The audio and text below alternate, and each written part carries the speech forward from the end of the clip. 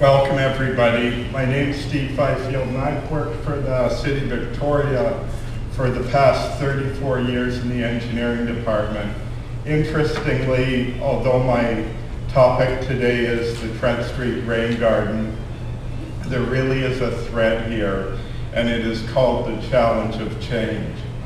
It's one thing to say we should be doing this or we should be doing that, but in the end you've got to believe that things will happen long term, and you really have to be committed to do that.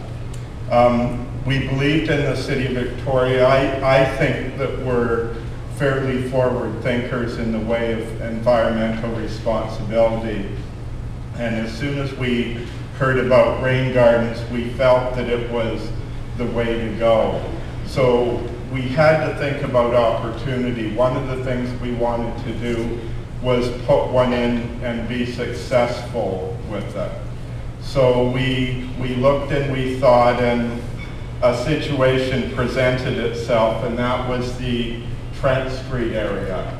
Trent Street is, very interestingly, for those of you out of town, it's a small cul-de-sac in quite an institutional area around Royal Jubilee Hospital. The advantage is, as you can see over here, that Bowker Creek runs right off the end of it. So we thought, location-wise, it's a great opportunity to see if a rain garden will work in this type of scenario.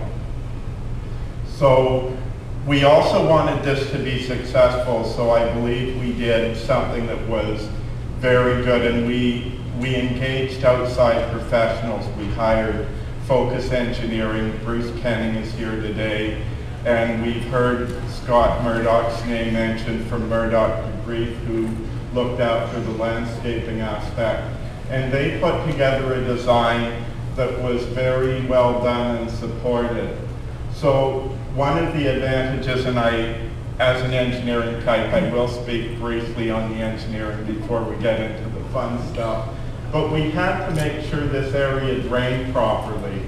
Well, we were fortunate the entire way drained downhill, and that these catchment areas were going to be large enough to take all the volume of runoff. So we went through that and determined there was enough area there at the end. So we thought, okay, it meets the first criteria. So what I'm going to do is very briefly speak of what a rain garden is, and then talk about some of the challenges. And as we go through, we'll look at a few slides. A rain garden is generally a depressed landscape area that receives stormwater. It is heavily planted